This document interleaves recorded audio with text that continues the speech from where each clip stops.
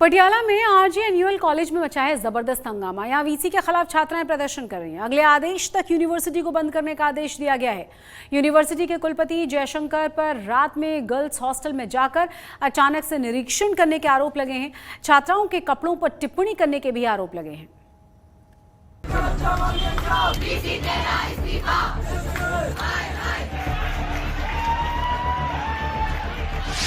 पटियाला के Rajiv Gandhi national law university में बवाल। वीसी के खिलाफ छात्राओं का प्रदर्शन। बिना बताए गर्ल्स हॉस्टल में पहुंचे थे वीसी। छात्राओं के कपड़ों पर टिप्पणी करने का आरोप। पंजाब के Rajiv Gandhi national law university में बवाल मचा है। छात्राओं का आरोप है कि आधी रात को वाइस चांसलर गर्ल्स हॉस्टल में चेकिंग पर आ गए। छात्राओं के मुताबिक आधी रात को बिना किसी को बताए वाइस चांसलर गर्ल्स हॉस्टल जा पहुंचे। छात्राओं के कमरों में दाखिल हुए। छात्राओं के कपड़े और पहनावे पर कमेंट्स किए। गुस्साई छात्राओं ने प्राइवेसी के हनन को लेकर आधी रात से ही विरोध प्रदर्शन शुरू कर दिया। ये प्रोटेस्ट अभी हमने अपने वीसी जयशंकर जी के खिलाफ किया है। तो इनके कई कारण हैं हमारे ये प्रोटेस्ट पे बैठने के। सबसे इमीडिएट कॉज था कि जयशंकर जी जो हैं वो गर्ल्स हॉस्टल में घुसे थे संडे को, एंड उन्होंने वहाँ काफ़ी लोगों को अनकंफर्टेबल किया और उन्होंने ऐसे रिमार्क्स पास किए जो उनको नहीं करने चाहिए थे, और वो बिना वार्डन के आए थे। ये एक सिस्टमैटिक हरासमेंट करता है उन बच्चों की जो एक अच्छे बैकग्राउंड से नहीं आते, जो स्कॉलरशिप पे 8 पे पढ़ाई करते हैं। तो उनकी स्कॉलरशिप के जो पैसे हैं वो डिपेंड करता है उनके रिजल्ट पे, और कभी कभार उनके स्कॉलरशिप के पैसे आने में देरी हो जाती है। रात के अंधेरे में मोबाइल की रोशनी से शुरू हुआ ये प्रदर्शन सुबह तक चलता रहा। प्रदर्शनकारी छात्राएं कॉलेज के वीसी जयशंकर के इस्तीफे की मांग पर अड़ी हुई हैं। छात्राओं का कहना है कि वीसी ने छात्राओं की निजता पर हमला किया है, जिसे किसी भी हाल में बर्दाश्त नहीं किया जाएगा। छात्राओं ने अल्टीमेटम दिया है कि जब तक उनकी मांगें नहीं मानी जाएंगी तब तक आंदोलन जारी रहेगा।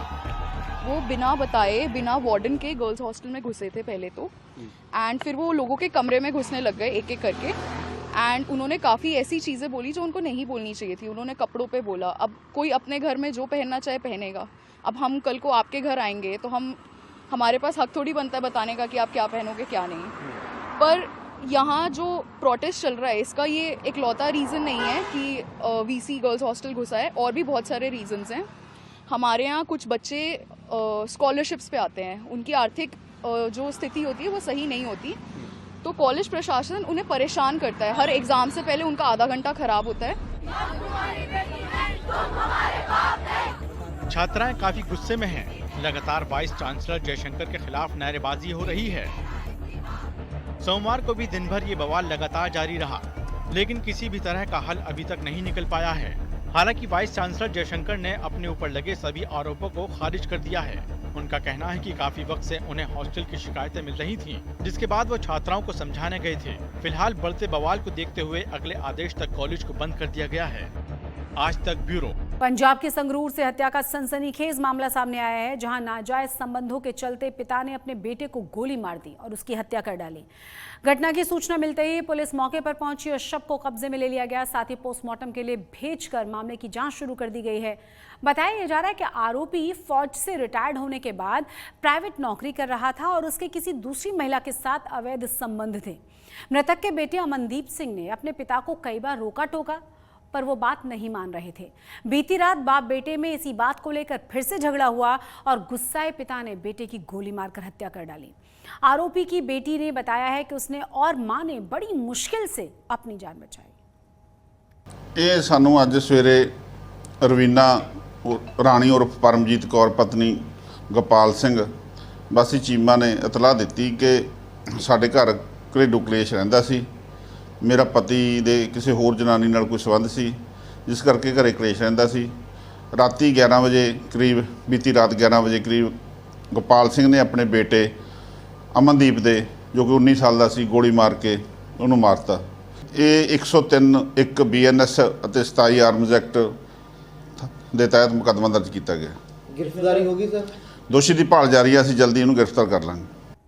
फजिल्का के रेड लाइट चौक पर भयानक सड़क हादसा हुआ है, जहां एक मां ने अपनी जान देकर अपने बच्चे की जान बचाई है। दरअसल मिट्टी से भरे हुए एक डंपर ने स्कूटी सवार महिला को टक्कर मारी थी। हादसा इतना ज़्यादा भयानक था कि स्कूटी सवार महिला की मौके पर जान चली गई, लेकिन यह मृतक महिला ने अपने बच्चे की जान बचा ली। चश्मदीदों के मुताबिक डंपर से टक्कर होते ही स्कूटी सवार महिला ने अपने बच्चे को दूर फेंक दिया, जिससे कि उसकी बच्चे की जान बच गई है। हालांकि बच्चा भी बुरी तरह से चोटिल हुआ है। वहीं मौके पर मौजूद लोगों ने डंपर चालक को पकड़ लिया और उसकी जमकर पिटाई की। अजी एक्टिवा ते खड़े सी जवाक नूं लेके, ਇਹ ਤਾਂ ਨਾ ਤਾਂ ਲਾਲ ਬੱਤੀ ਹੋਈ ਤਾਂ ਵੀ ਇਹ ਭਜਾਇਆ ਇਹਨੂੰ ਹੱਥ ਵੀ ਕੀਤਾ ਵੀ ਰੋਕ ਲੈ ਨਹੀਂ ਜੀ, ਇਹਨਾਂ ਨੂੰ ਤਾਂ ਬਸ ਜੀ ਕੰਮ ਹੀ ਹੋ ਗਿਆ ਜੀ ਵਿਚਾਰੇ ਦਾ। ਥੱਲੇ ਕੌਣ ਆਇਆ ਜੀ? ਕੁੜੀ ਹੈਗੀ 14-15 ਸਾਲਾਂ ਦੀ। पंजाब में युवा नशे में दलदल में डूबते जा रहे हैं। 2 दिन पर दिन ब दिन बढ़ती जा रही है, जिसके चलते मानसा में वार्ड 17 की कुछ महिलाओं ने एक अच्छी पहल शुरू की है। महिलाओं ने अपने बच्चों को नशे से बचाने के लिए सुबह से शाम तक पहरा देना शुरू कर दिया है, जिससे कोई नशा तस्कर उनके वार्ड में प्रवेश न कर पाए और अपने बच्चों को वो नशे से बचा पाएं। मानसा के वार्ड नंबर 17 की महिलाएं लाठी डंडे लेकर अपने इलाके की दिन भर निगरानी करती हैं। महिलाओं का कहना यह है कि उन्हें किसी पर भी भरोसा नहीं रहा, जिसके चलते बेटों को नशे से बचाने के लिए उन्होंने खुद ही अब मोर्चा खोला है। दिन हो गए ਇੱਥੇ ਅਸੀਂ ਤਾਂ 11 ਵਜੇ ਤਾਈਂ ਰਾਤ ਨੂੰ ਬੈਠਨੇ ਆ, 7 ਵਜੇ ਤੋਂ ਔਰਤਾਂ ਤੜਕੇ ਬੈਠ ਜਾਂਦੀਆਂ, ਜਿਹੜੀਆਂ ਕੰਮਾਂ ਵਾਲੀਆਂ ਅਸੀਂ ਕੰਮਾਂ ਤੇ ਵੀ ਜਾਂਦੀਆਂ। ਕੀ ਹੁਣ ਜਿੱਦਾਂ ਤੋਂ ਤੁਸੀਂ ਇੱਥੇ ਬੈਠਣ ਲੱਗੇ ਹੋ ਕੋਈ ਠੱਲ ਪਈ ਹੈ ਨਸ਼ੇ ਦੀ? ਠੱਲ ਪਈ ਆ, ਪੂਰੀ ਪਈ ਆ, ਪੂਰੀ ਠੱਲ ਆ। ਹੁਣ ਨਹੀਂ ਕਿਸੇ ਨੂੰ ਅਸੀਂ ਵੜਨ ਦਿੰਦੇ। ਇੱਥੋਂ ਸਾਡਾ ਮੇਨ ਰਸਤਾ, ਇੱਥੋਂ ਅਸੀਂ ਲੰਘਣ ਨਹੀਂ ਦਿੰਦੇ ਕਿਸੇ ਨੂੰ। ਸਾਡੇ ਲੱਗੇ ਥੋੜੇ ਟਾਈਮ ਦੇ ਸੀ, ਅਸੀਂ ਬਾਹਲਾ ਨਹੀਂ ਟਾਈਮ ਪੈਣ ਦਿੱਤਾ। 2 ਮਹੀਨੇ ਹੋਏ ਸੀ ਸਾਡੇ ਬੱਚਿਆਂ ਨੂੰ ਲੱਗਿਆ ਨੂੰ, बस 2 महीना तो ਅਸੀਂ ਉੱਤਾ ਚੱਕ ਲਿਆ ਵੀ ਐਂ ਤਾਂ ਕੰਮ ਲੋਟ नहीं आना। संगरूर के लहरागागा की रहने वाली एक महिला को 29 साल के बाद इंसाफ मिला है। पंजाब और हरियाणा हाईकोर्ट ने गमदूर सिंह केस में रिटायर्ड डीएसपी समेत 3 पुलिसकर्मियों को उम्र कैद की सजा सुनाई है। आपको बता दें कि 1995 में रेलवे पुलिस कत्ल के आरोप में गमदूर सिंह नाम के एक आरोपी को गिरफ्तार करती है। 10 दिनों तक आरोपी को अमानवीय तरीके से टॉर्चर किया जाता है और उस शख्स को इलाज के लिए भर्ती कराया जाता है, जहां उसकी जान चली जाती है। तब से लेकर अब तक मृतक के परिवार ने तमाम दुश्वारियां सहकर भी हार नहीं मानी थी और गमदूर सिंह की लड़ाई लड़ते लड़ते 29 साल बीत गए। हाईकोर्ट ने उस दौरान के जो तत्कालीन डीएसपी थे, एसपी थे गुरुसेवक सिंह दीप, थानेदार हरभजन सिंह और कृपाल सिंह को उम्र कैद की सजा सुनाई है। इन तीनों ही आरोपियों को जेल भेज दिया गया है। इस मामले में चौथा आरोपी है हौलदार जसवंत सिंह, जो इन दिनों कनाडा गया हुआ है।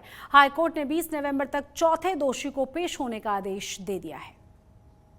सारे केस ਨੂੰ ਪੂਰੇ ਧਿਆਨ ਨਾਲ ਕਰਦੇ ਹੋਏ ਇਹਨਾਂ ਤਿੰਨ ਨੂੰ ਉਮਰ ਕੈਦ ਦੀ ਸਜ਼ਾ ਸੁਣਾਤੀ ਤੇ ਜਿਹੜਾ ਜਸਵੰਤ ਸਿੰਘ ਪਿੰਡ ਬੀਰੇਵਾਲਾ ਉਹ ਵੀ ਹੌਲਦਾਰ ਸੀ। ਉਹ ਇਸ ਦੇ ਚੱਲਦੇ ਕੇਸ ਦੇ ਦੌਰਾਨ ਜੇ ਉਹਨੂੰ ਪਤਾ ਲੱਗ ਗਿਆ ਵੀ ਸਾਡੇ ਖਿਲਾਫ ਜਾਊ ਕੇਸ ਇਹ, ਉਹ ਕੈਨੇਡਾ ਨੂੰ ਭੱਜ ਗਿਆ ਤੇ ਹੁਣ ਮਾਨਯੋਗ ਅਦਾਲਤ ਨੇ ਉਹਨਾਂ ਨੂੰ ਮਤਲਬ ਕੀਤਾ ਐਸਐਸਪੀ ਸਾਹਿਬ ਨੂੰ ਤੇ ਏਆਈਜੀ ਰੇਲਵੇ ਪੁਲਿਸ ਨੂੰ ਉਹਨਾਂ ਨੂੰ ਹੁਕਮ ਕੀਤੇ ਨੇ ਵੀ 20 ਨਵੰਬਰ ਨੂੰ ਉਹਨਾਂ ਨੂੰ ਸਾਡੇ ਵੀ ਕੋਰਟ 'ਚ ਪੇਸ਼ ਕੀਤਾ ਜਾਵੇ। ਇਹ ਮੇਰਾ ਸਾਰਾ ਕੇਸ ਹੈ। ਇਹ ਸਰਦਾਰ ਕਰਨਜੀਤ ਸਿੰਘ ਸੇਖੋਂ ਕਾਮਰੇਡ ਨੇ ਸੰਗਰੂਰ ਵਾਲੇ, ਉਹਨਾਂ ਨੇ ਇਹ ਸੈਸ਼ਨ ਜੱਜ ਦੇ ਵੀ ਉਹਨਾਂ ਨੇ ਕੇਸ ਝਗੜਿਆ ਸੀ ਤੇ ਹੁਣ ਹਾਈ ਕੋਰਟ 'ਚ ਵੀ ਉਹਨਾਂ ਨੇ ਜਾ ਕੇ ਕੇਸ ਝਗੜਿਆ। ਬਹੁਤ ਤਨਦੇਹੀ ਨਾਲ ਉਹਨਾਂ ਨੇ ਮਿਹਨਤ ਕੀਤੀ ਹੈ ਤੇ ਮੈਂ ਇਹ ਵੀ ਕਹੂੰਗਾ ਵੀ ਸਾਰੇ ਵਕੀਲ ਸਾਹਿਬਾਨ ਨੂੰ ਵੀ ਹਰੇਕ ਕੇਸ ਨੂੰ ਆਪਦਾ ਬਣਾ ਕੇ ਲੜਨ, ਜਿਸ ਤਰ੍ਹਾਂ ਮੇਰਾ ਕੇਸ ਨੇ ਲੜਿਆ। ਮੈਂ ਇਹਨਾਂ ਸਾਰਿਆਂ ਦਾ ਧੰਨਵਾਦ ਕਰਦਾ, ਹਾਈ ਕੋਰਟ ਦਾ ਵੀ ਤੇ ਸੇਖੋਂ ਸਾਹਿਬ ਦਾ ਵੀ, ਜਾਂ ਜਿਹੜੇ ਹੋਰ ਮੇਰੇ ਨਾਲ ਮੇਰੇ ਸਹਿਯੋਗੀ ਗਵਾਹ ਤੇ ਜਾਂ ਕਿਵੇਂ ਵੀ ਤੀ ਤੇ ਉਹਨਾਂ ਵੀ ਧੰਨਵਾਦ ਕਰਦਾ। ਜੀਆਰਪੀ ਨਾਲ ਰਿਲੇਟਡ ਸੀਗਾ ਇਹ ਮਸਲਾ। ਐਸਐਚਓ ਜੀਆਰਪੀ ਜਿਹੜੇ ਸੀਗੇ ਉਹਨਾਂ ਦਾ ਜਿਹੜੇ ਸੀਗੇ ਬੰਦੇ ਨੂੰ ਜਿਹਨੂੰ ਚੱਕਿਆ ਗਿਆ ਸੀਗਾ ਉਹ ਸੀਗੇ ਲੌਂਗੋਵਾਲ ਦਾ ਬੈਕਗਰਾਊਂਡਾਂ ਦੀ ਮੈਦੇਵਾਸ ਤੋਂ ਉਹਨਾਂ ਨੂੰ ਚੱਕਿਆ ਗਿਆ ਸੀਗਾ। ਉਹ ਫਿਰ ਜਦੋਂ ਦੌਰਾਨੇ ਤਫਤੀਸ਼ ਉਹਨਾਂ ਦੇ ਖਿਲਾਫ ਮੁੜ ਕੇ ਪਰਚਾ ਦਰਜ ਹੋਇਆ ਤੇ 38 ਸਾਲ ਬਾਅਦ ਉਸ ਫੈਸਲੇ ਦਾ ਜਿਹੜਾ ਹੁਣ ਅਦਾਲਤ ਵੱਲੋਂ ਫੈਸਲਾ ਸੁਣਾਇਆ ਗਿਆ। ਇਹ ਜੀ ਪੁਰਾਣਾ ਕੇਸ ਸੀਗਾ, ਜੀਆਰਪੀ ਨਾਲ ਰਿਲੇਟਡ ਸੀਗਾ ਕੇਸ ਇਹ, ਜਿਹਦੇ ਵਿੱਚ ਇੱਕ ਬੰਦੇ ਦੀ ਦੌਰਾਨੇ ਤਫਤੀਸ਼ ਮੌਤ ਹੋਈ ਸੀ। ਉਹ ਮਾਨਯੋਗ ਅਦਾਲਤ ਵੱਲੋਂ ਉਹਦਾ ਹੁਣ ਫੈਸਲਾ ਆਇਆ ਹੋਇਆ, ਉਹ ਫੈਸਲੇ ਦਾ ਅਸੀਂ ਸਾਰੇ ਸਤਿਕਾਰ ਕਰਦੇ ਹਾਂ। हरियाणा विधानसभा चुनाव में बीजेपी और कांग्रेस दोनों ही पूरी ताकत लगा चुके हैं। बीजेपी दावा कर रही है कि वो जीत की हैट्रिक लगाने जा रही है, वहीं कांग्रेस का दावा है कि 8 अक्टूबर को जनता उसके राजनीतिक तिलक का मन बना चुकी है। लेकिन इन सब के बीच हरियाणा कांग्रेस की दिग्गज नेता और पूर्व केंद्रीय मंत्री कुमारी शैलजा को लेकर बीजेपी और कांग्रेस में जुबानी जंग अभी भी जारी है।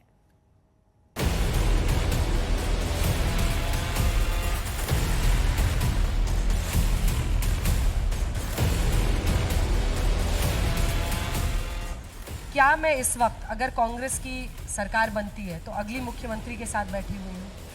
हाईकमान तय करेगा। हाईकमान तय करेगा। हरियाणा कांग्रेस की दिग्गज नेता और पूर्व केंद्रीय मंत्री कुमारी सैलजा इस बार पूरे मन से कांग्रेस का प्रचार नहीं कर रही।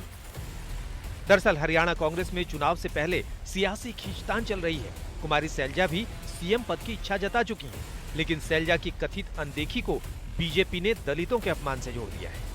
कुमारी सैलजा दलित नेता है, बड़ी नेता है, और कांग्रेस पार्टी दलितों को देख करके कि ये क्यों बड़ा हो गया, उसका शोषण करते हैं, उसको दबाने का काम करते हैं, उसकी आवाज़ दबाने का काम करते हैं।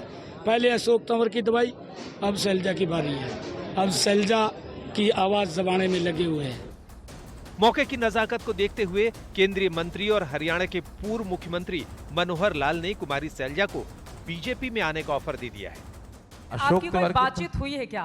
आप कह रहे हैं सारी बातें पब्लिक मंच पर नहीं बोलनी चाहिए। कोई बात नहीं हुई ना, मेरी कोई इस प्रकार की उनकी हाँ हुई। मैं तो ऐसा सोचता हूँ कि जो पीड़ा उनको वहाँ है वो वहाँ रहेंगी नहीं रहेंगी ये उनके ऊपर, लेकिन उनको जरूर लगना चाहिए कि अगर वहाँ वो नहीं रहती तो उनका हाथ पकड़ने वाला कोई है। लेकिन हरियाणा पंचायत के मंच पर जब कुमारी सैलजा और दीपेंद्र हुड्डा आए तो सुनिए दोनों ने गुटबाजी और सीएम कैंडिडेट के बारे में क्या कहा। कांग्रेस पार्टी को पता है, मेरे नेतृत्व को पता है, और हमारे कांग्रेस एक कांग्रेस जन जानता है कि सैलजा कभी कांग्रेस नहीं छोड़ सकती। तो भाजपा अपना घर देखे, अपना रास्ता खुद देखे, क्योंकि भाजपा डिक्लाइन पर है। शैलजा जी हमारे सबके लिए बहुत सम्मानित कांग्रेस पार्टी की एक नेता हैं। उनका बहुत योगदान रहा है कांग्रेस पार्टी के लिए हरियाणा के अंदर, और हम सब उनका सम्मान करते हैं। हरियाणा के पूर्व सीएम भूपेंद्र सिंह हुड्डा ने भी सैलजा की नाराजगी की खबरों को खारिज करते हुए कहा कि पार्टी में ऑल इज वेल है। मत बन रहा है कि ज्यादातर जो टिकट वितरण है उसमें आप ही की चली है, आपने सब कुछ डिसाइड किया है, और इस वजह से कुमारी सैलजा थोड़ी सी नाराज है।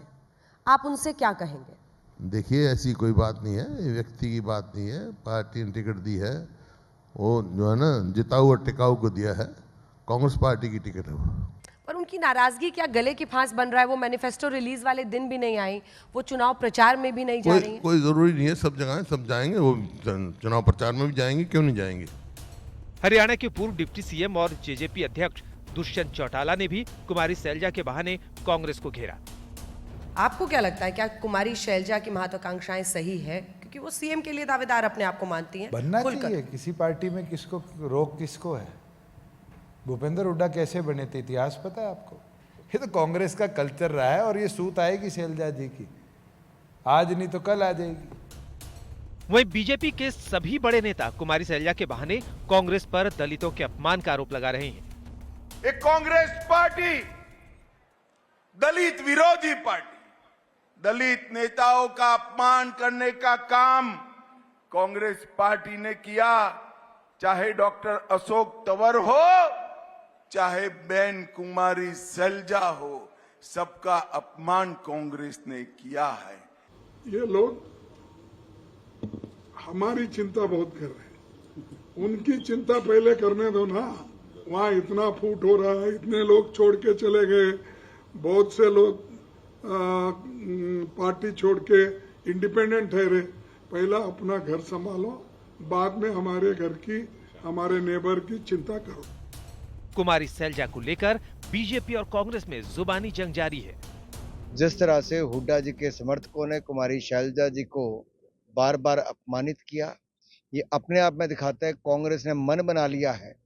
जैसे राहुल गांधी जी ने कहा कि आरक्षण खत्म करना चाहते हैं, मुझे लगता है यहाँ से कांग्रेस दलितों का नेतृत्व ही खत्म करना चाहती है। अगर उनके मन में थोड़ी सी भी आशंका है कि हम उन्हें अपनी पार्टी में ले लेंगे खट्टर साहब को, तो गलत है। हम नहीं लेंगे, हमारे दरवाजे खट्टर साहब के लिए बंद हैं। हम जानते हैं वो दुखी हैं भारतीय जनता पार्टी।